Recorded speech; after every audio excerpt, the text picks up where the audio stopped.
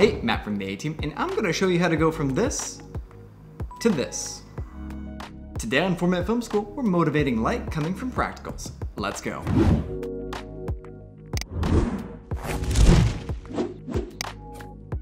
Practical lights are any light that show up in the frame of your shot. This can be anything from fluorescent tubes in your office to the stove light in the kitchen.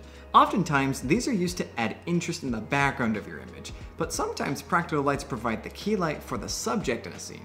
The problem with lights that are supposed to light your subject but also stay in frame is that they can be easily overexposed. The solution to this, however, is by setting up additional lights outside the frame that mimic the light coming from the practical, matching the color and the quality.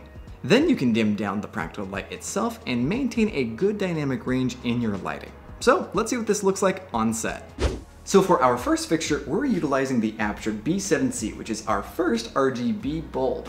And the cool thing about this light is we're utilizing the Sidus Link app to set it to a warmer color temperature, something like 2700 Kelvin. And this light serves as a nice practical in the background of our frame.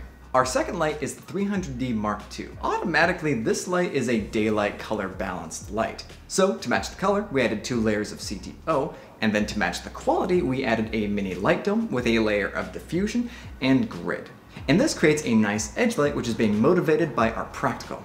So for our third light, we have another Aputure B7C, also set to 2700 Kelvin, serving as another practical within our scene.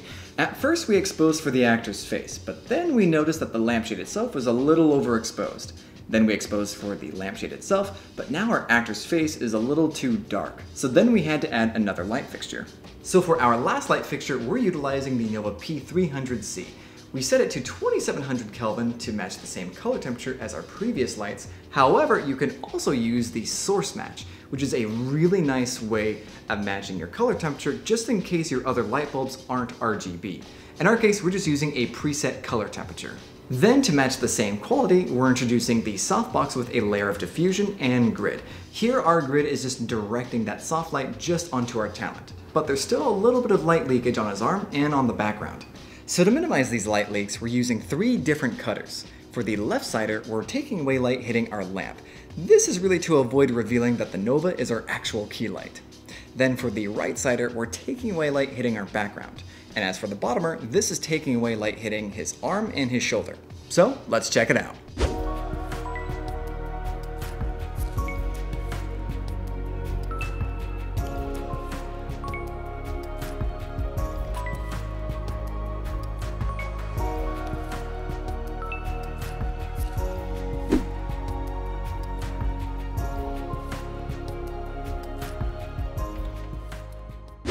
Let's recap.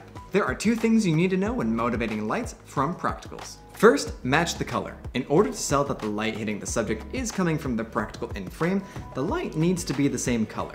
Second, match the quality of the light. Not all lights are going to be hard or soft. Look at how the light would actually be coming from the practical in order to accurately replicate it with additional lighting.